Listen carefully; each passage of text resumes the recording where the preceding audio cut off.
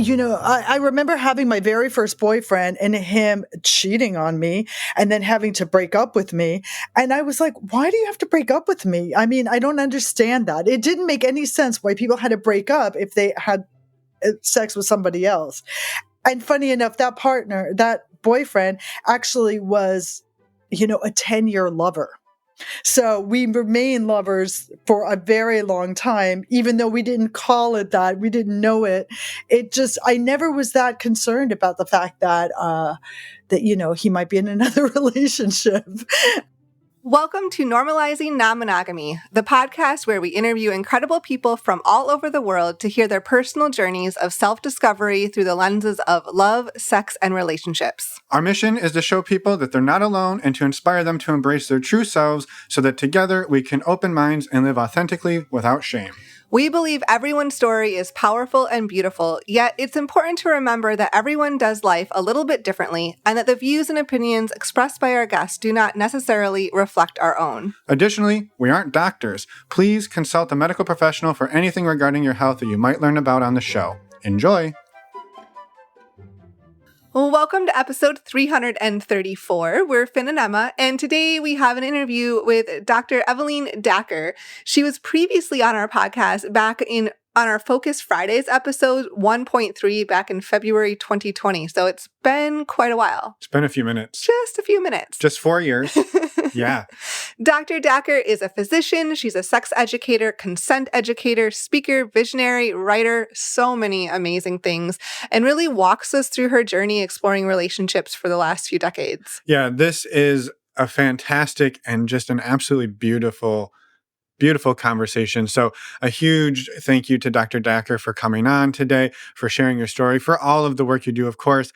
And yeah, as Emma said, it's been about 3+ decades of relationshiping, and it's looked a lot of different ways, but it sort of started with as you'll hear, Dr. Dacker feels that she's been non-monogamous pretty much her whole life, took about a 20-year detour into monogamy, then opened up a marriage, and then sort of opened up her whole life to sort of loving and relating in a new way. And it's just, again, a really beautiful journey. Yes. Thank you so much, Dr. Dacker, for everything that you shared. A quick reminder to everyone listening, you can find links to all of Dr. Dacker's work, including her websites and everything mentioned in this episode in our podcast show notes. You can find links to those show notes in your podcast player or on our website, normalizingnonmonogamy.com. And one other quick thing to remind everybody about, a few weeks ago, we interviewed Courtney Brame from Something Positive for Positive People back on episode 326, and he talked a bit about his herpes stigma conference. Well, wouldn't you know it, Dr. Dacker is going to be speaking at the same herpes stigma conference on May 23rd. It is a virtual conference. You can find out more information, again, in the podcast player show notes below or on our website, normalizingnonmonogamy.com. Highly, highly recommend you check this out. It's going to be a phenomenal conference. So yeah, Courtney's got an amazing lineup of speakers, and we're super excited for that. For anyone who's a premium subscriber, we're going to jump right into the interview with Dr. Dacker now. And for anyone else, we do have a few announcements. The first announcement is a reminder that if you would like to be one of the premium subscribers who gets to skip all of these announcements up front, you can do so by going to our website, normalizingnonmonogamy.com, scrolling all the way down on the homepage towards the bottom. You'll see a whole bunch of information there about how you can join the premium subscription for as little as $4 a month. Next up, we have our next virtual meet and greet coming up on April 11th. That is next week. We would absolutely love you to come join us. For anyone not familiar with our virtual meet and greets, these are a wonderful opportunity to come meet like-minded people in a low-pressure environment. Our next one, again, as I said, is on April 11th. You can sign up at our website, normalizingnonmonogamy.com, at the banner at the top of the page. And also, a quick heads up, we do one of these every month. However, we are going to be taking the summer off. So come join us now in April, and then you can come join us later this fall. Yes, don't miss this one. It's going to be a doozy. It's going to be awesome. A fun doozy. A fun doozy. A fun doozy. And if just meeting once a month isn't good enough for you, which I feel you there, we would love to have you join our virtual community. This is an amazing space of love and support and kindness and friendship and all of the things. You can find out more on our website. Again, click on the community tab this time. It's a couple bucks a month. You get a monthly Q&A call on Zoom. You get men's groups. You get women's groups. You also get a whole bunch of different channels like pets and food and an NSFW channel and travel, family support, all sorts of ways that you can connect with, again, like-minded people from all over the world. We have almost 300 members, and we would love to have you join us. We're actually really, really close to 300 members. Yay! So we'd love to have you help us tip it over and come hang out and join the party. Emma and I in there all day, every day, having a hoot and hollering good time or something like that. We are, yes. You can sign up for the community on our website, normalizingnonmonogamy.com, on the community tab.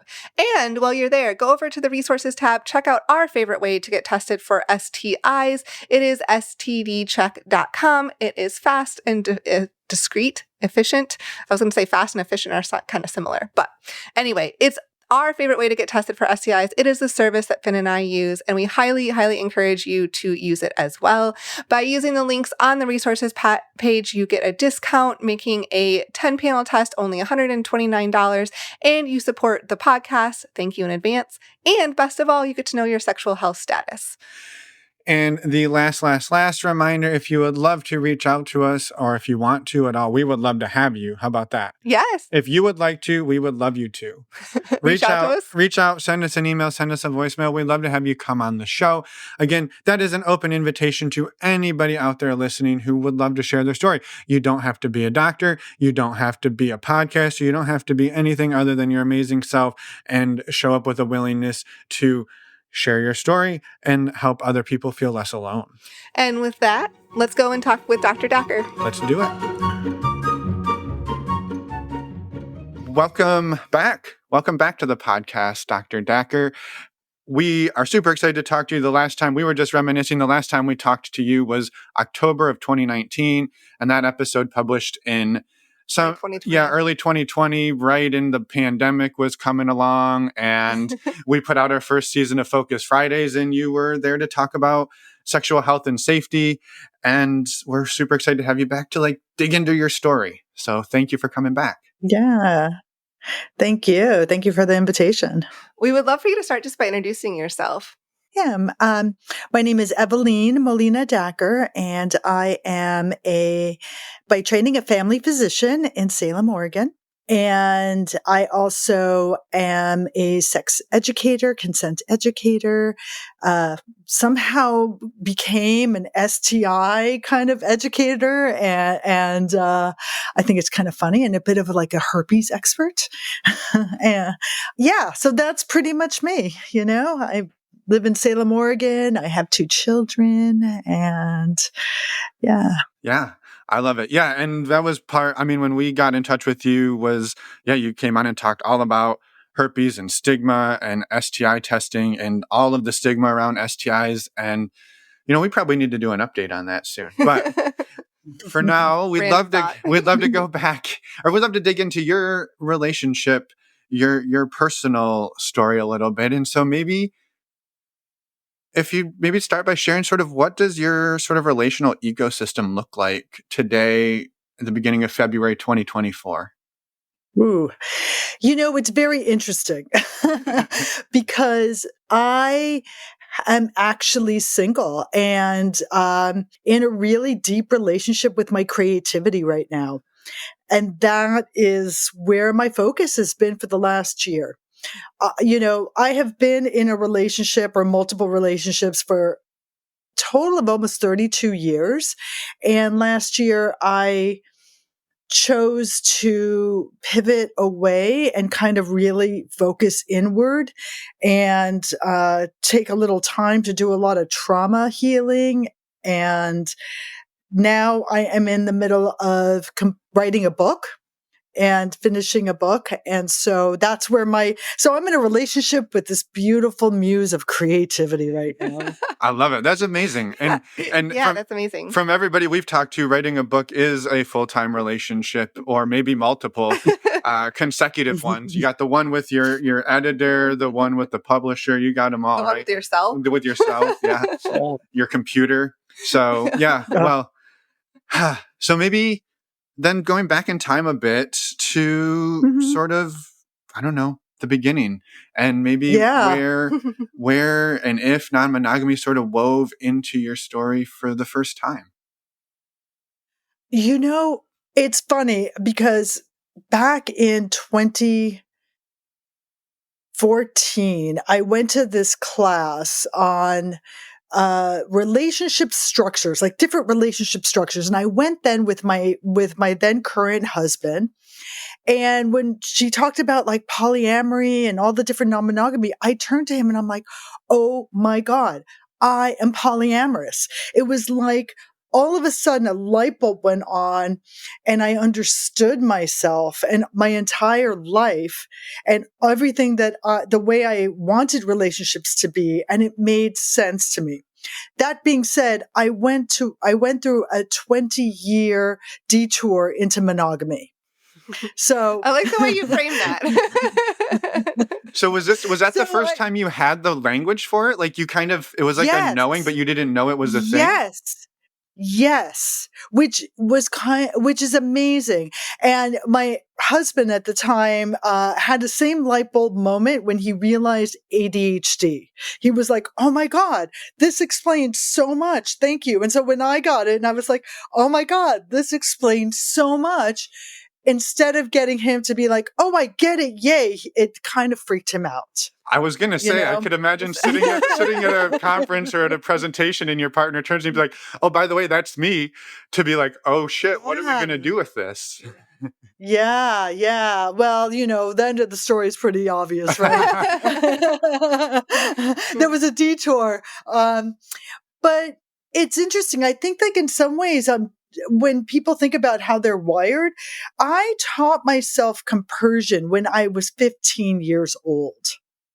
I taught myself that way of feeling. Like if I had a crush on a boy and he ended up dating another girl, I was just like, I put myself into being happy for him that he had someone. And if I really loved him, as a 15-year-old would love somebody, then I should be happy for him, right? Even if it's not me.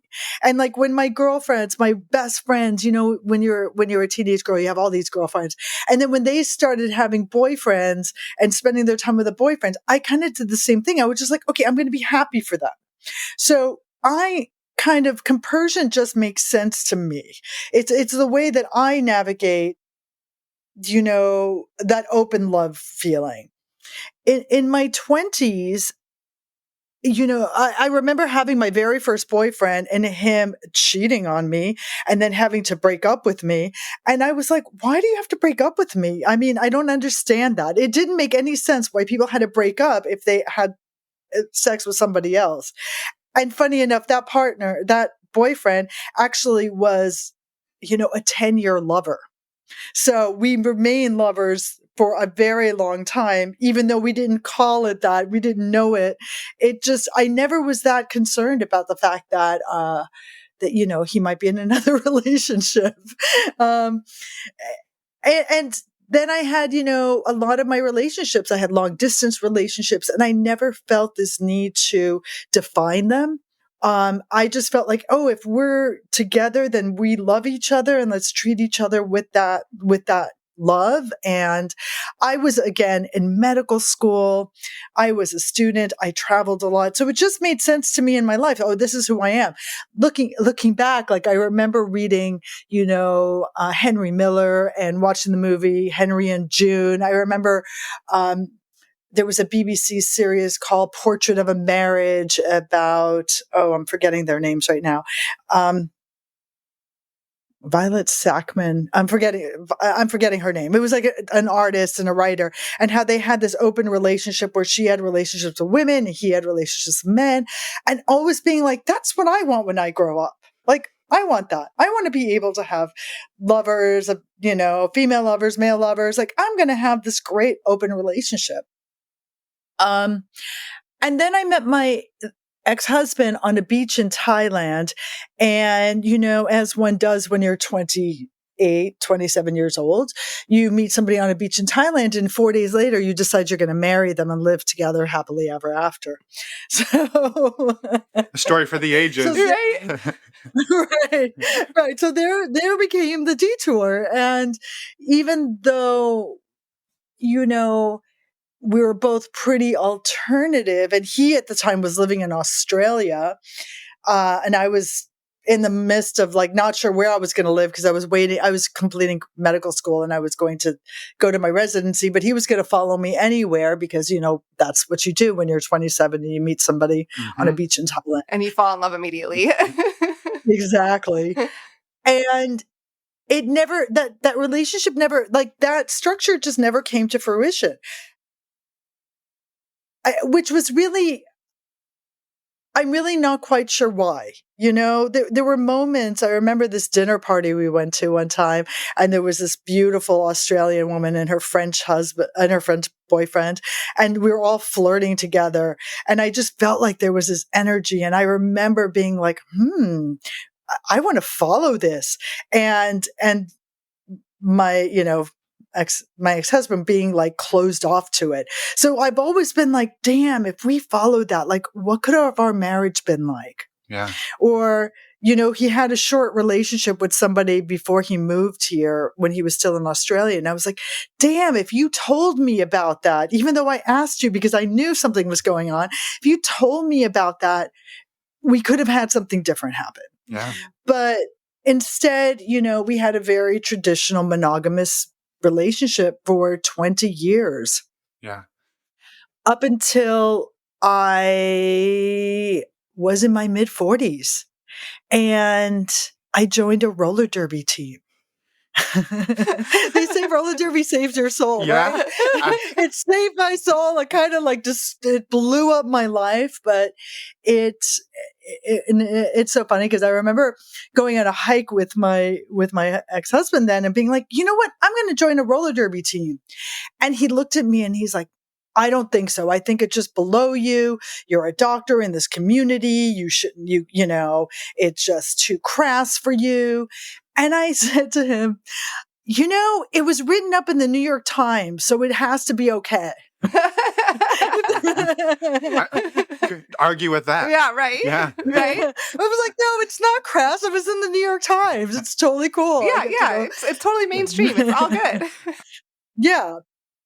And so I joined this roller derby team, and it was like the first time I was with this like group of women, and we were allowed to be sexy, and we could wear, boy shorts and fishnets, and we could take on a different identity and have an avatar and go in roller skates in circles. It was like it was the only problem with this, you had to play roller derby, which I'm just here for the outfits and the skating. yeah, it was great, except like you had to play a game, and I wasn't really that competitive, or I'm not a really good roller derby player. But what happened is I became kind of the team doctor, and as a team doctor, that people started asking me about sex stuff, sexuality. And, we were in this like yummy, juicy container where sex was just like bubbling. That energy was in that container. And I was like, I went to my husband. I'm like, hey, I've been heterosexual, monogamous for all these years. Before we got married, I identified as bisexual. I had relationships with people who identified as women. So I was like, hey, I really want to explore this part of me. And he tacitly gave me his consent, but it was very problematic. I was like, sure, you could sleep with a woman, but you cannot be friends with her. I don't know if you know people who are polyamorous, but like just having sex isn't really our thing. Yeah. There has to be some heart involved, even like friendship. And so as soon as he saw me getting close to someone, he would retract that consent. Mm-hmm. Yeah. So, so I spent a number of years feeling very frustrated, like, oh God, I'm like dying sexually.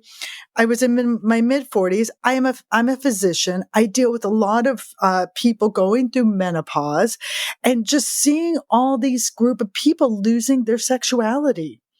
And there came a point where I felt like, okay, I either embrace that I'm going to lose my sexuality and it'll put me out of my misery, and I'll stay with my in this monogamous relationship, or I have to make a shift in my relationship for my sexuality. Yeah. And I made that decision to make that shift in my relationship and go and find my sexuality again. And to be honest, like, I never was that sexual of a human, because in my I was brought up. Let me just go back a little bit. I'm Mexican American, and I was brought up with a very sexually strict Mexican mother. And so I was brought up being scared of penises, being thought that I have to wait till I'm married to have sex. And if I have sex before marriage, and I can't wear white. My father was very liberal and was very supportive of me, but my mother was very, strict. So I'd always kind of had this repressed sexuality. So in my mid-40s, choosing to follow my sexuality was a really big and scary thing. Yeah. Mm-hmm.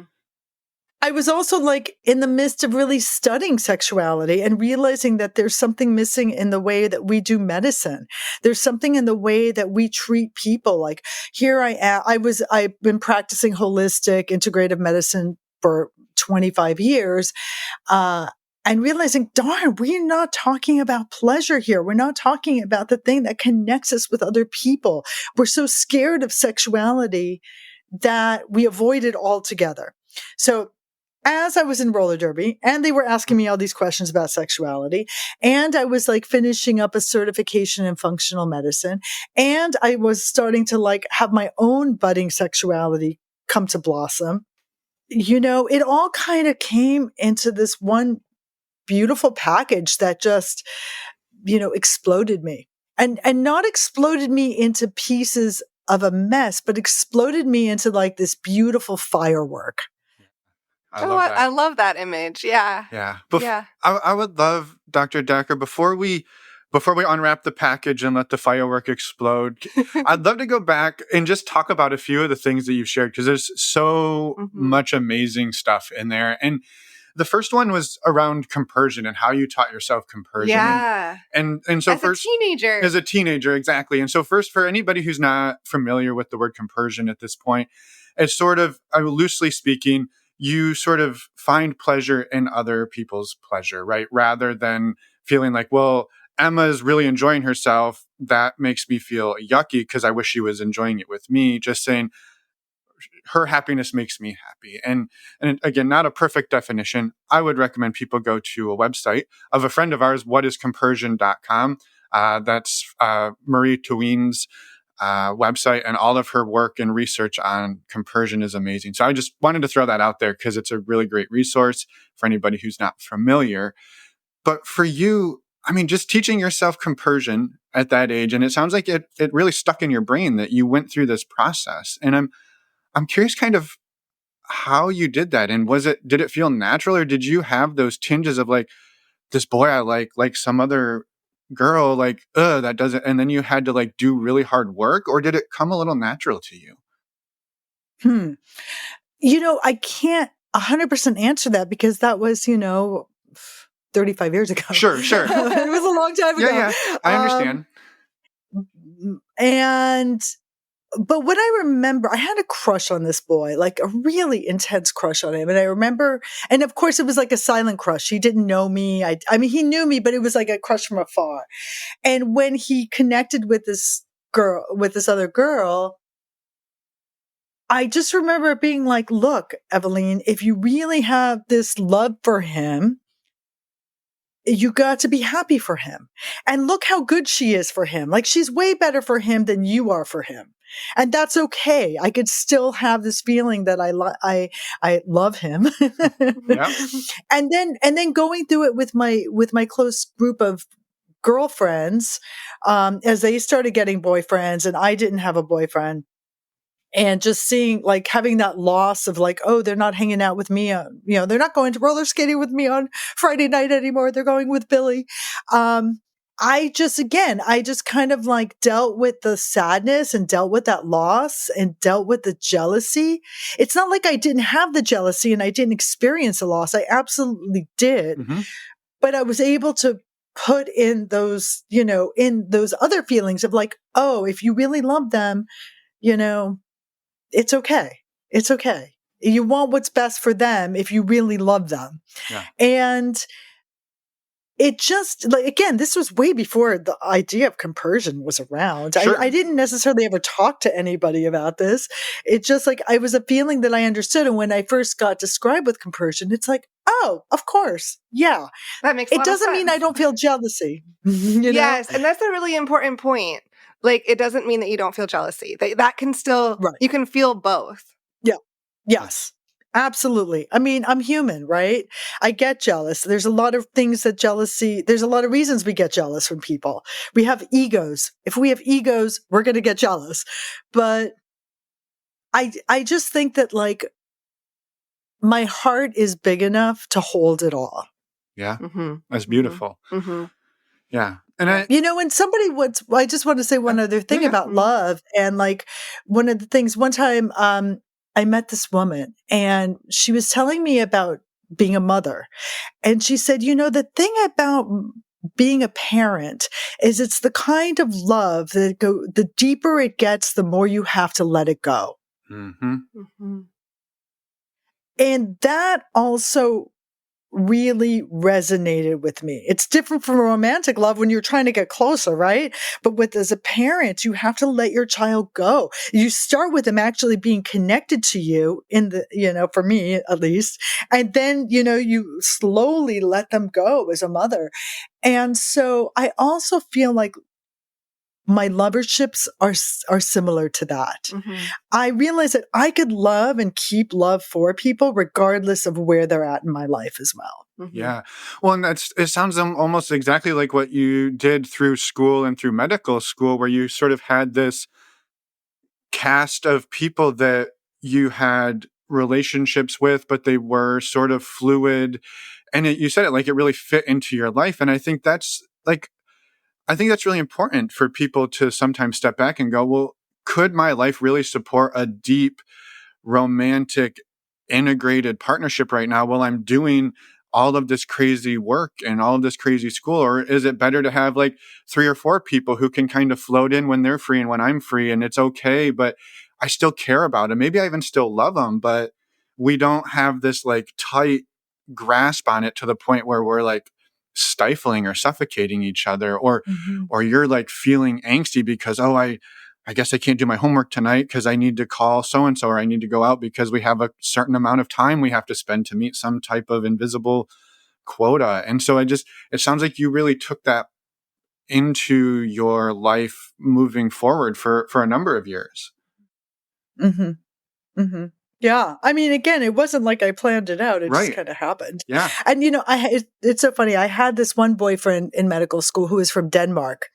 And so he was in Denmark and we spent a lot, he would come visit, and he ended up getting married to someone. And I remember my heartbreak was not about him getting married, but was the fact that our lovership has to end. And I was like, do we really have to end our lovership? Like, can't we just meet each other like once every couple of years in Paris or somewhere and just like have that? And unfortunately for his then wife was not okay with that. So, but you know what? We're still really good friends. Yeah, that's beautiful that you could that you found what made that shift. Yeah. Yeah. Yeah. Right. And you never know what happens in 10 years, right? You never know where it could go if you can keep the friendship there and the conversation. Not that you have to like bring it up every year and be like, hey, are you ready yet? But just Can we become lovers again? No, I don't want to be lovers anymore with him. Fair enough. So then you unwrap this package. You kind of go through roller derby, or you're in roller derby. Are you moving ahead to her 40s? Yeah, I'm moving ahead to it's time to let the firework, light the firework and let it explode. And I'm curious what that did that coincide with this speech or the talk on polyamory, or was this pre-polyamory conference?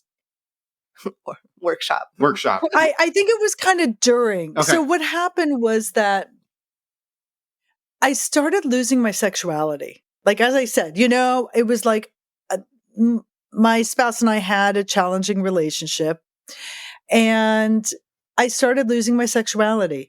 And so somewhere along the line, I read Mating in Captivity by Esther Perel. And she talked about like the invisible third and how some people are swingers and all this stuff. And I thought this was the perfect idea. This is it. I try to open my marriage. I try to have, female lovers. And every time it got close, my spouse closed it down. And finally I was like, hey, you know what? I don't want to have sex anymore.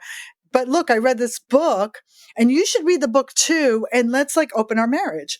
And he's like, okay, I'll think about it. And I was doing, some coursework that took me away for weekends at a time. And I was gone one weekend and there was this man who I became friends with. And I was like, I'm going to see if this could go somewhere. And, I propositioned him. He said no to me, but that was okay. Cause I'm okay with people saying no. And I got back home and I'm like, okay, I told my husband, I'm like, okay, we're going to open our marriage. And how are you about it? He's like, oh, I'm totally cool. I'm fine. Yeah. Yeah. And I was like, did you read the book? And he's like, oh, I listened to the podcast. I listened to her TED Talk. So he based his opening of our marriage on her TED Talk. On Esther Perel's TED Talk. On Esther Perel's TED Talk. He never read the book. And I just delved into non-monogamy. I started playing with some good girlfriends of mine that were already there. I kind of roped him into it. We had some fun times with him and friends of mine. We pretty much stuck to friends. And it was all good until I fell in love with someone. Well, it sounds like he had a major shift somewhere in there. Like, I want to get to the love falling, but I'm just curious. It sounds like he watched a TED Talk and was like, something shifted. Okay, I can do this, or at least I can attempt this.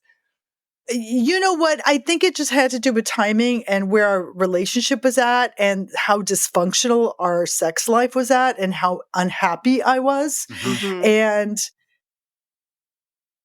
And knowing that he had to let me become a little bit more free with my sexuality, or it was gone. Like, I pretty much couldn't have orgasms, didn't like to be touched. It just like I was so shut down that I couldn't think of anything to do, as I was so shut down as I was studying sexuality. Yeah. Okay. Yeah. This was in alignment with me studying about sexuality, and I was shut down. And as I knew my body was telling me something, I knew my body was telling me something about my relationship, but I had been married for 20 years and I wasn't about to, it was like, at that point, I still felt like I was going to be married forever. And there was no possibility at that point of even considering divorce. Yeah. Ever. Yeah. It was like, we are married till death do us part, because I made this commitment. Both him and I were raised Catholic. So, even though we weren't Catholic, we were raised Catholic. So we had that baggage with us, right? Yeah. Yeah. And that just belief that like once you're married, it's for life. Well, right. And I feel like too, you hit the 20-year mark. You're like, well, we've come this far. We might as well another 20. Why not? Right? Like, yeah. Yeah. I mean, I wanted to be married my whole life. yeah. Yeah. I could say that even now. Like, I wish I could have been married my whole life. I don't think it could have been possible with that person, but in a different lifestyle, maybe if we started, I mean, I really think like if we had been non-monogamous from the get-go, our marriage could have possibly been more successful. Mm-hmm. Whatever success means. It was successful. We have two beautiful children. There's a lot of things that were successful in it, but that detour into non-monogamy was really hard on me. Yeah. The detour into monogamy. Right. Yeah. The detour into monogamy was really hard for me. Yeah. So, yeah. So we opened and it was all fun and good for about 9 months.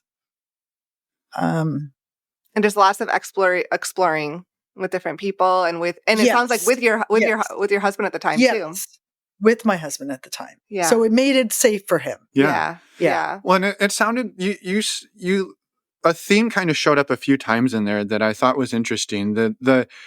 Um, you talked about it with the Australian French couple where you were like, I kind of wanted to follow that. And then you had some other ones where you're like, I just wanted to like, I met a person and I wanted to see what was possible. It seemed like there's just a lot of like curiosity. It's not like you want to force it. Like, I don't need to take this and make it something, but like, what could it be if I just let it grow naturally? Yeah, and that's kind of what happened when I met somebody. Yeah. And and So this was at the I nine met month-ish mark. 9-month mark, yes. So I met somebody on the very classy website, Ashley Madison. Yes. Mm-hmm. Yep. I was just looking for like a young hot boy that I could sext with, because things with my spouse were not going well at this point. One little caveat is that he was an alcoholic, and he wasn't drinking for a number of months, and then it started coming back and it started getting really heavy again. So right at that point where it was heavy, I met somebody who happened to work in the drug and alcohol field. So this person worked in that field, and this person had a really severe medical condition that caused a lot of pelvic pain for them. Mm. And I was in a place of like being with an alcoholic spouse and losing my desire for my spouse. And again, like not knowing anything about what I wanted, kind of in a bad. So I met this person and we did this unbelievable healing work together. Like, I would say my Kundalini awakening happened. The moment he put his fingers inside of me, I was like, oh my God, I didn't know that existed. I didn't know those places existed within me. It opened up channels in my life that have never closed since. I mean, it just allowed me to be so connected, and it healed him too. Like both of us did this really intense healing with one another. And because of the intensity of this relationship, it kind of forced my husband to quit drinking. So he has been alcohol free for now many, many years. Not many. I mean, since 2014, almost 10 years. Yeah. Good for him. So, and I have to say, I saw this person for maybe 2 to 3 hours once a month for 10 months. That was it. So it wasn't like a relationship that was ongoing and intense, and it was very compartmentalized. And it was so intense, though, that my husband couldn't handle it. He didn't have any compersion. He couldn't make any space. I was always like, look, aren't you happy? Like, I'm alive again. I'm sexually alive. I could bring this to you. But instead, he just felt he was so hurt that he didn't give it to me, that I didn't make him alive, so it became very toxic in my marriage. My marriage ended because of this toxicity that was created, from my opening with another person. Mm-hmm. It sounds like it was so important for him. And I think this is so common, right? That we should be the ones to unlock that in our partners. Yeah. Yeah. That if I were more capable, I could do that. Or if I were better, or how, like it's a shot, right? Yeah. To say, I've been married to you for 20 years and I've never been able to unlock that in you, or that's a really hard place. Yeah. Yeah. I remember one time we were at a party, and this was towards the end of our marriage, and I had somebody flogging me. And again, flogging was kind of new to me, and it was so orgasmic. I'm very much like, I'm very energetically orgasmic, so I don't need to have like stimulation to be orgasmic. And I was like moaning and just so into it. And afterward, my husband was like, that was the most beautiful and heartbreaking experience because I've never heard you. Yeah. Like that. Yeah. Yeah. So, 22 years with someone and them never really hearing your bliss and your deep pleasure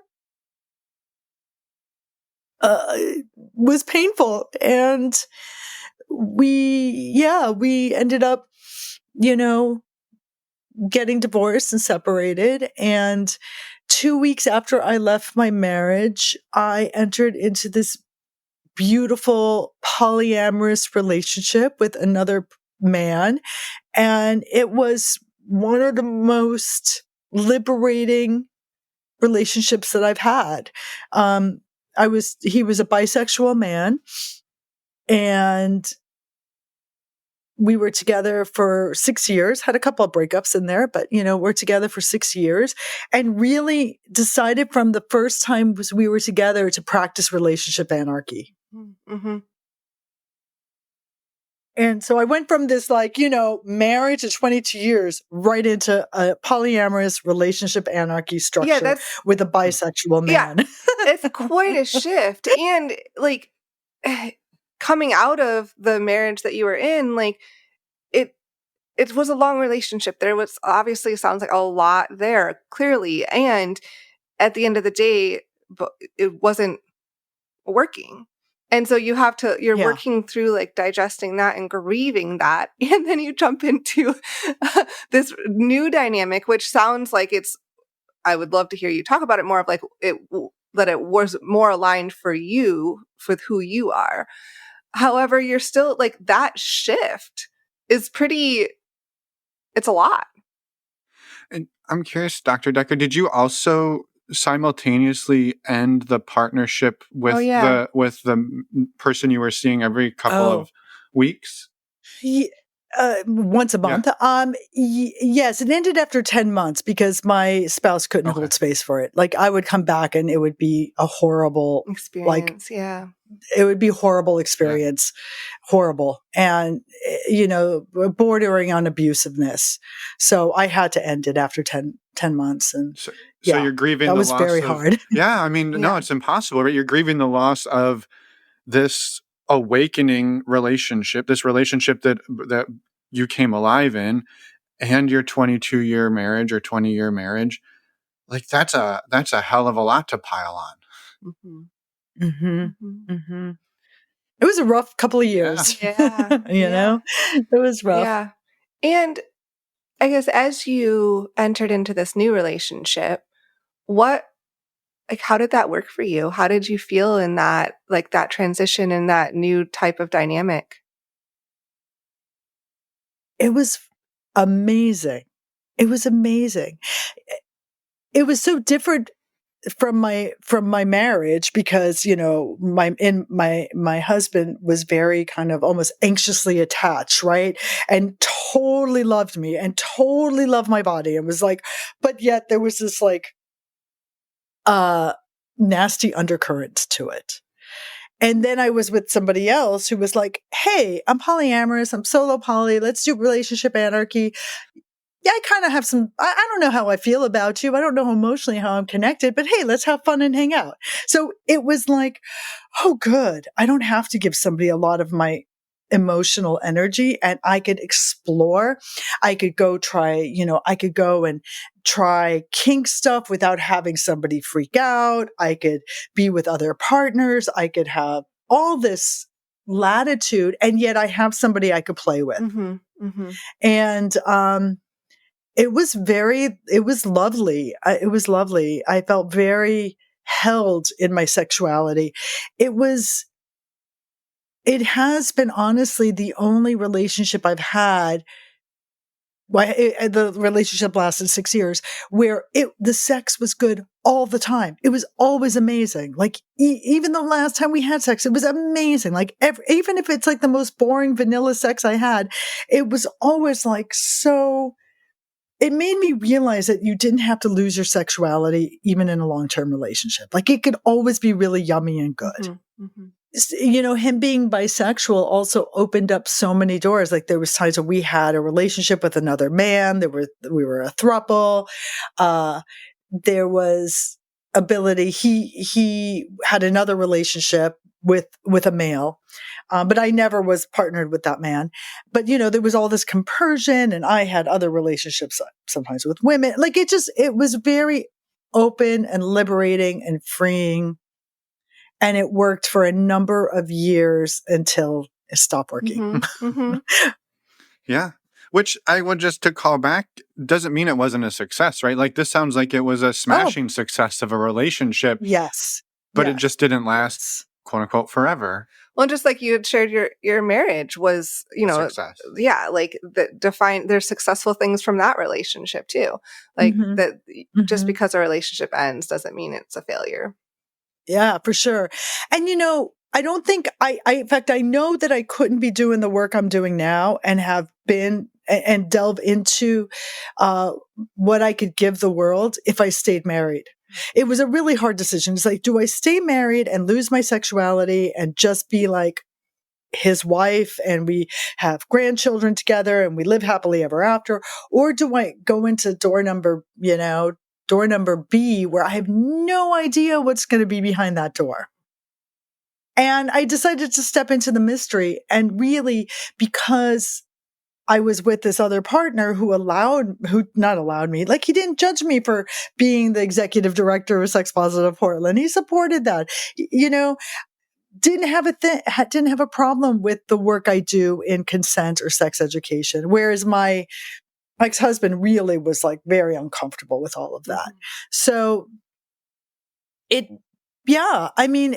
allowed me to grow as a human and really understand so many of the nuances of relationships, of different relationships, of love, of communication, of expectation. I mean, all of this informs the work that I do today. Yeah. Well, and a lot of that I think is the sort of the tenets around relationship anarchy. And I think people hear that phrase and they're like, it's anarchy, it's chaos. But to me, it's actually very organized in a lot of ways. There's incredible amounts of communication. There's incredible amounts of agreements and ways that people do dance together that create space in a different way. It's sort of how I kind of envision it. Mm-hmm. Yeah. And, there's a part of me that still to this day loves some of the tenets of relationship anarchy. And it's how I want to kind of form a relationship. But I've also changed. Like what I want now is it's interesting. It's really different. Having 6 years of this beautiful, nest of exploration, gave me so much. And now I'm kind of ready to shift into something a little bit more partnered again. Yeah. The phrase that comes to mind, and we've heard this, I think, a lot of times over the years talking to people, it's a much more informed decision, right? Like you almost have this time of exploring and being like, does this work? What is that? What is this? What is this? What is this? And then you come around and you're like, I kind of want this now.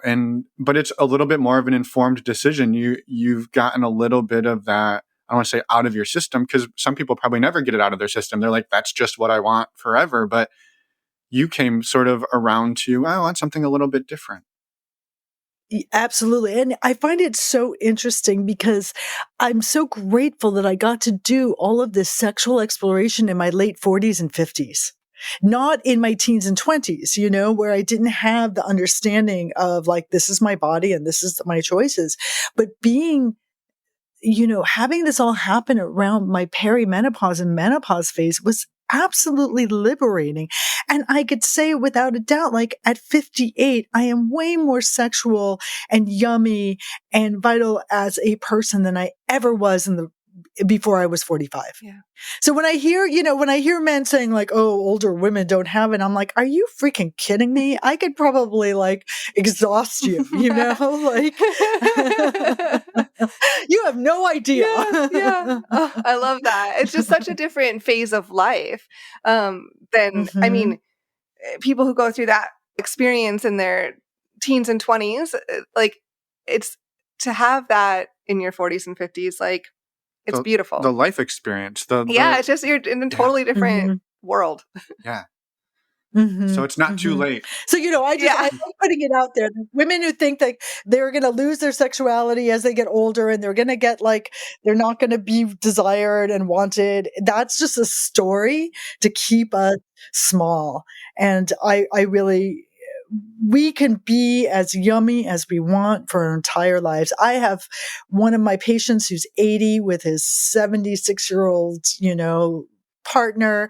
They have sex 4 times a week. Okay. So it doesn't mean it ends at any specific time. Yep. I will. Agreed. This is a great time to plug some of our perennial favorite guests on our show that people talk about all the time, Pam and Jim. I happen to know it off the top of my head, episode 232, because they promote it all the time. He's now 85. She's in her early 70s, and they have sex every single morning. Every single morning, that's how they wake up and connect with each other, and that's how they go into their day. And it's amazing. They also go to a hell of a lot of orgies, more orgies than anybody I have ever met in my life. So it is incredible. So it's not too late. I love that you said that. Yeah. Yeah. I mean, that's what I'm hoping for. Yeah. Hell yeah. For sure. For sure. And I love that you say that, because you said, well, I'm looking for something maybe a little more partnered, but also it sounds like not wanting to give up exploring at the same time, that both can exist. Absolutely. And that's what's so difficult about finding somebody right now. First of all, I'm not looking because I'm in the process of writing a book. It sounds like you've chosen yourself right now. Yeah. But it's really challenging because I don't want somebody who's solo poly or really in poly and they have all these partners or they already have a primary, because I want to be a primary. And I want something, I guess, a little bit more on the monogamish, but I don't want prescriptive monogamy. I don't want to be told what to do, and I don't want to tell somebody what to do.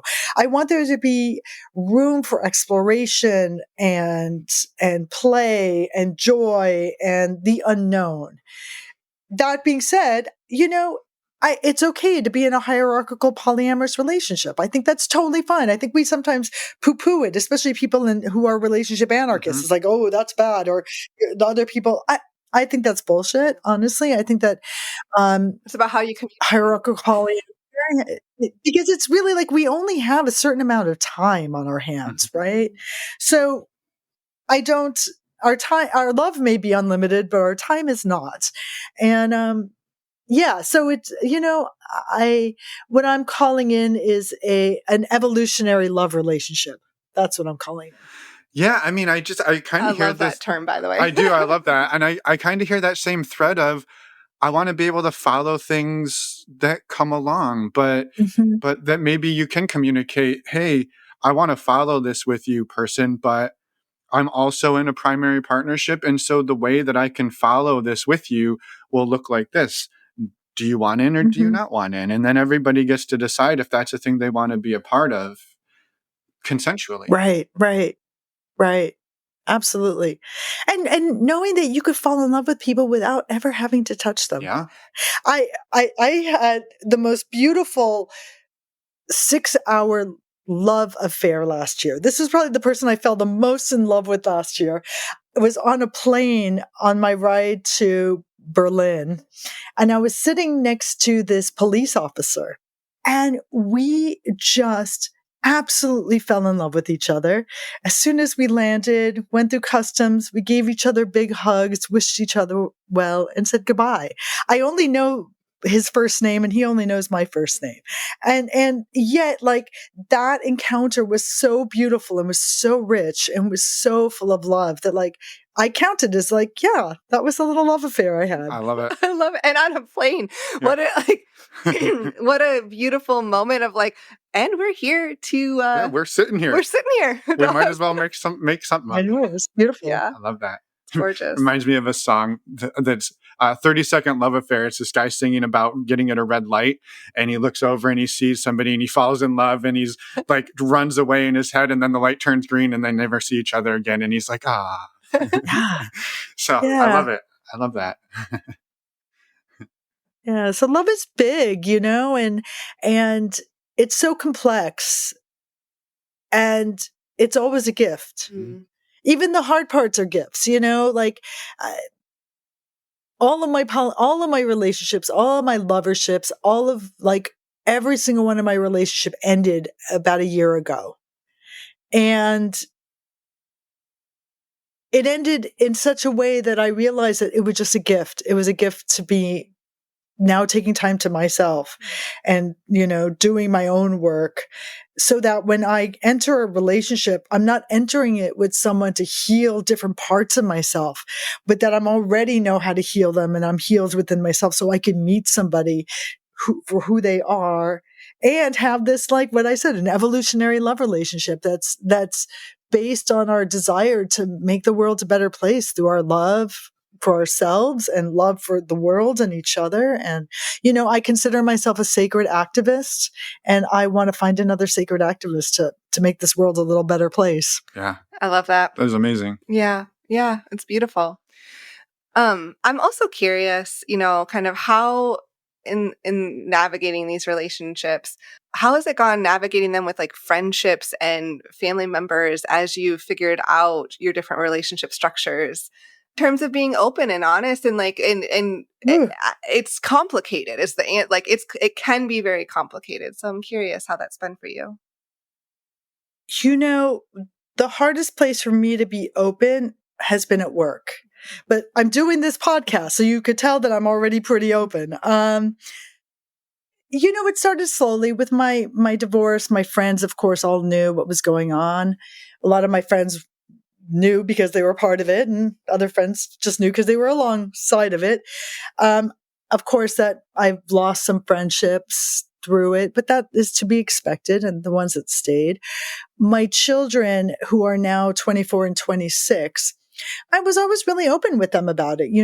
As soon as I got involved with that one partner after I left my marriage, I was like, hey, I'm polyamorous. My 26-year-old son and his partner live in the same place as me. And so they've seen have multiple partners come in and out. And I asked my son one time, he was probably around 24, 25 at the time. And I'm like, how does that feel for you, seeing your mother have all these lovers of multiple ages? Some of them were kind of young. And he's like, Mom, I almost feel like I should feel weird about it, but I really don't. I think it's totally fine. So my kids are they're like the coolest humans. They're amazing. They are just, I have the best kids. And so running Sex Positive Portland, of course I was out. I mean, people know me as polyamorous, but at work, I kind of, even though I said I did this work and everybody knows, my stars work, my sexual consent, I kind of kept it on the down low. Mm-hmm. I kind of kept it on the down low. Like everybody knew about my primary relationship, but I didn't really talk about all my other lovers until maybe a couple of years ago. And I was like, I can't keep this disparity. My work is getting more known. The more that I claim as myself, the less people could use against me. Yes, I've lost some patients, especially my conservative Christian patients, which is too bad because I love them no matter what. I don't bring sexuality into my work unless it's needed. Mm-hmm. I don't go and say to everybody, hey, how's your sex life? But, in certain ways, I do ask about pleasure. I ask about how they're enjoying their bodies, how they're enjoying their relationships. I share my STARS communication model with them. But it's not like anybody needs to be anything but themselves. But I'm out at work. People know I'm polyamorous. I told my mother before she died, which was extremely hard for her to hear. And she was not supportive of this, of course, and had a really, really hard time supporting my work until probably the week before she died. She finally gave me her blessing on the work that I'm putting into the world. And,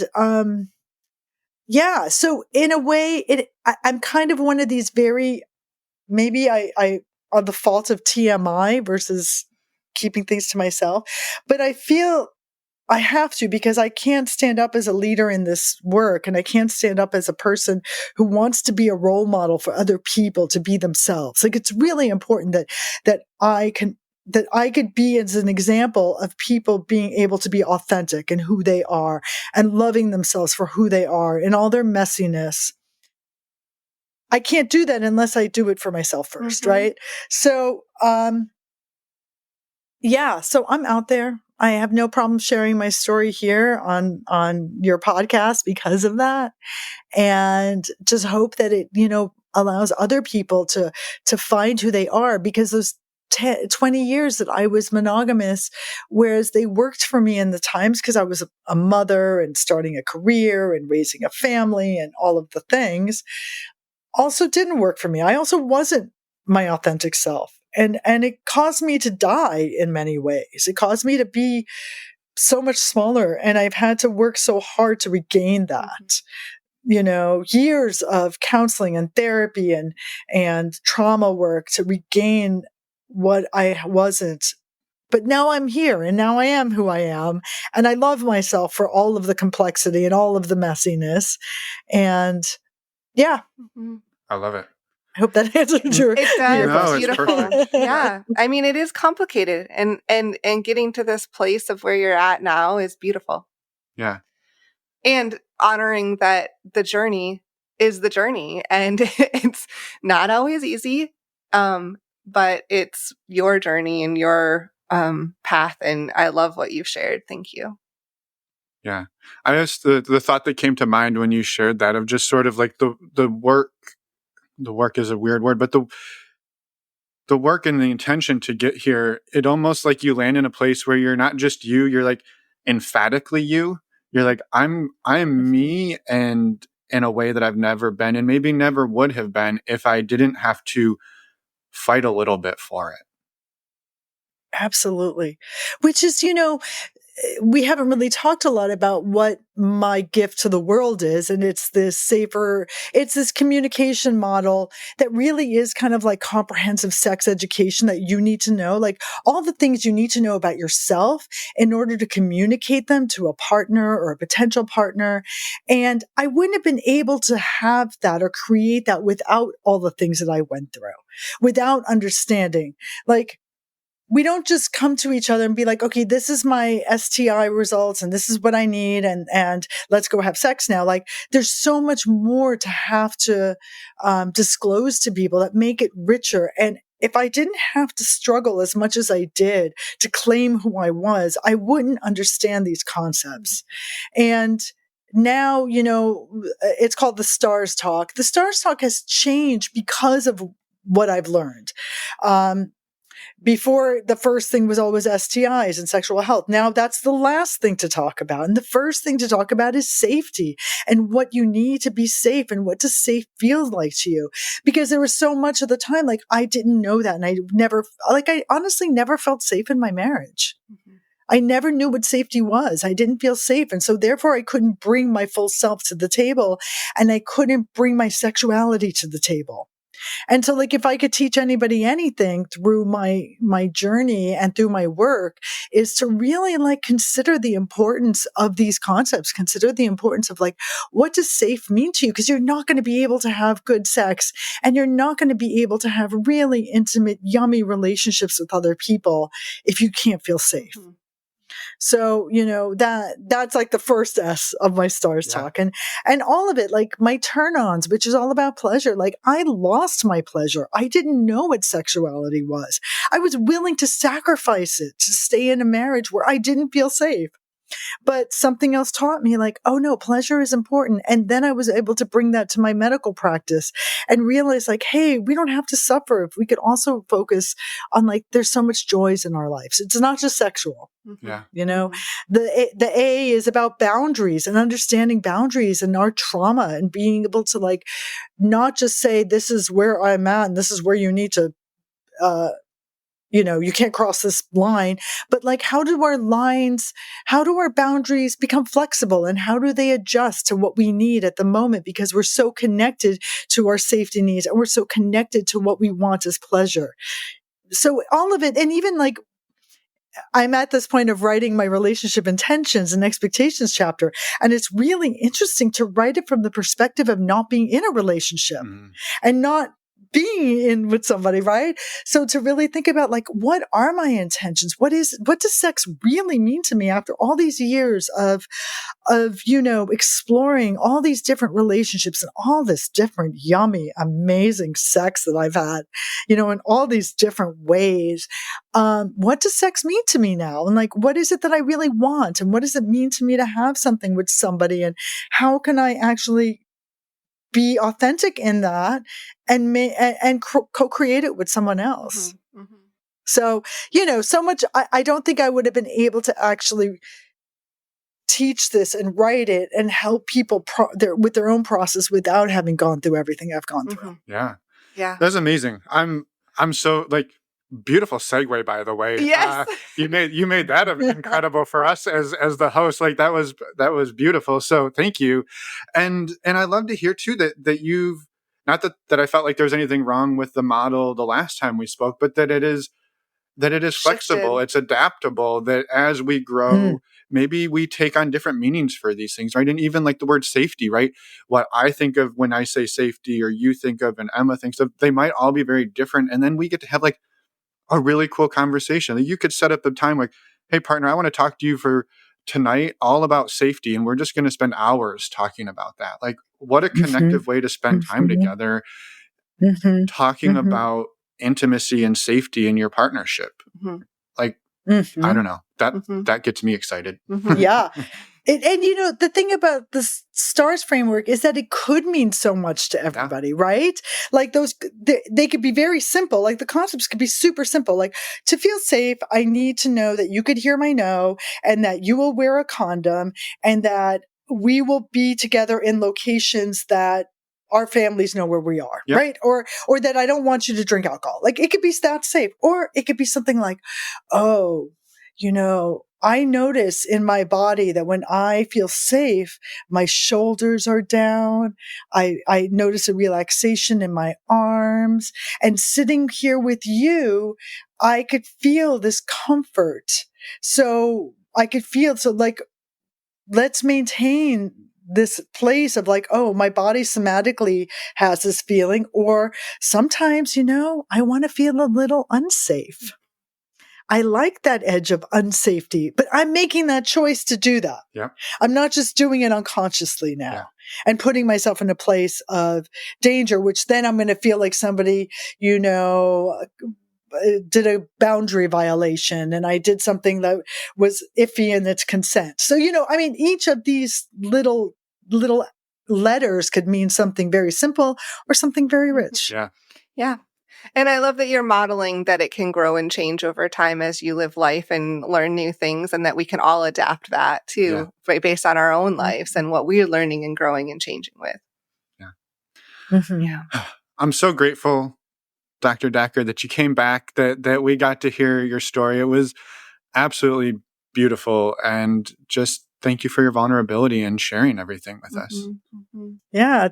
Yeah, we really, really appreciate everything that you've shared. And I also want to make sure to mention that you will be joining Courtney with the conference this spring, and we'd love for you to touch on that a little bit. Yeah, so I will be talking about sexual communication, disclosure. How do we disclose all of the things, not just our STI disclosure? So I'll be talking about the STARS talk and how this framework could help us navigate our disclosure, and not make our STI status the central and primary reason we are disclosing, so that it just becomes one of many parts of who we are. Yeah. So I'll be talking about that. I love it. Well, links to sign up for the conference will be in the show notes. Links to your STARS talk, your TED talk, will be in the show notes as well. Is there any other work that people should be out there looking for? Obviously, your book's not quite ready yet, but when it is, you can bet your ass you'll be back here. So we'll be there. Yeah. So Is there any other work? Well, I do have, I have, on the website, maketimeforthetalk.com. I do have a free downloadable workbook. It's a PDF. It's, so that you could go through your STARS talk. It's before safety came first. It will definitely need to be updated. It'll probably be changed after my book is released. So you have probably another year of getting this free, very long workbook that you can use.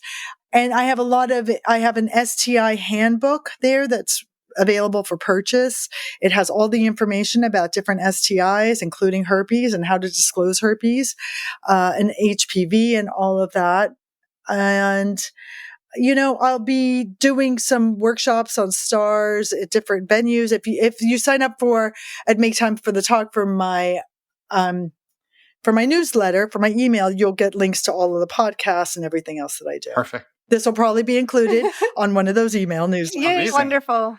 Yeah, well, definitely links will be in the show notes for that. And just, again, thank you, Dr. Dacker, for all your work, for the work you do, the work you put out into the world and changing lives. And is there anything that we haven't asked about or talked about that you want to scream out into the universe today while you've got the microphone?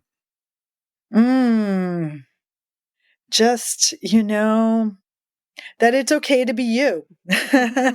Whoever you are, whatever you show up, whatever color hair or whatever, just be you. And it's a scary world right now to kind of show up in those ways, but that's how we're going to change it. That's how we're going to raise the consciousness of humanity, by just being okay and loving each other.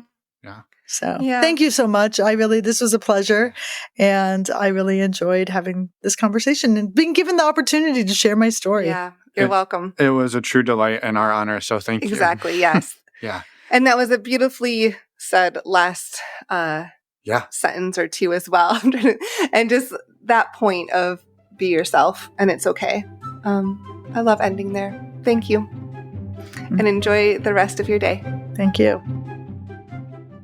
And we are back. Thank you again, Dr. Dacker, for everything. We really, really loved talking to you and just really appreciated you sharing everything that you did.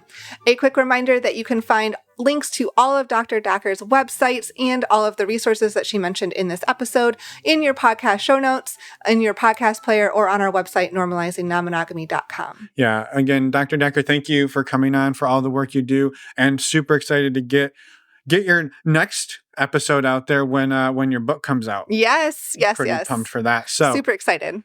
Until then, a quick reminder about our virtual meet and greet on April 11th. That is next week. You can sign up at our website using the banner page at the top.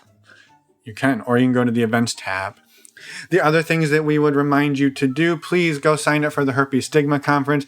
Support Something Positive for Positive People, an amazing organization, an amazing nonprofit. Yes.